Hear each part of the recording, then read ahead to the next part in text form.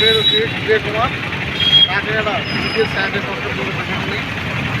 గత 38 రోజులు బట్టి మన సెక్యూరిటీ గార్డ్స్ చాలా విధులను తొలగించాలని ఇలా నిరాహారం చేస్తూ ఉన్నారు. అయినప్పటికీ ఏ ఒక్క అధికారి కూడా స్పందించట్లేదు.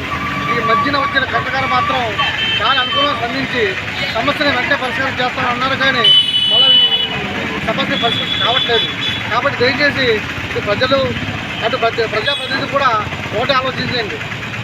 మన జీజెచ్లో పనిచేస్తున్న కింది స్థాయి ఉద్యోగులు మన శానిటేషన్ సెక్యూరిటీకి ఇతర ఉద్యోగులు చాలామంది ఉన్నారు.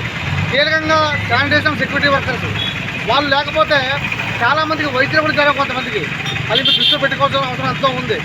మేము చేస్తున్న న్యాయమైన డిమాండ్లు ఏంటంటే మాకు కనీస వేతనం ఇవ్వండి, ఉన్న సెలవు తీయకుండా ఆ సెలవులు ఇప్పించని అడిగాం. దాని కారణంగా ఏదో ఒకే నోటీస్ కూడా ఇవ్వకుండా 6 సెక్యూరిటీ గార్డు సిబ్బందిని తీసివేయడం జరిగింది.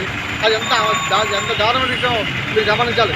కాబట్టి ఇప్పటికే 30 రోజులు కావస్తుంది. మళ్ళీ ఒక వారం రోజుల్లో వాళ్ళ డ్యూటీలు వాళ్ళకి ఇవ్వకపోతే కనుక జీజీఎస్ అనేది ఒకరిదే కాదు, అటు మున్సిపాలిటీలు ఇతర జిల్లాలో చాలా ఉన్న స్టాఫ్లు కూడా ఈ ధర్నా పాల్గొని అత్యధికంగా విధులను బహిష్కరిస్తామని కోరుతా ఉన్నాం. మీరు ఇది ఆశాభాషగా తీసుకుంటే మాత్రం మీకు చేసేది ఏం లేదు.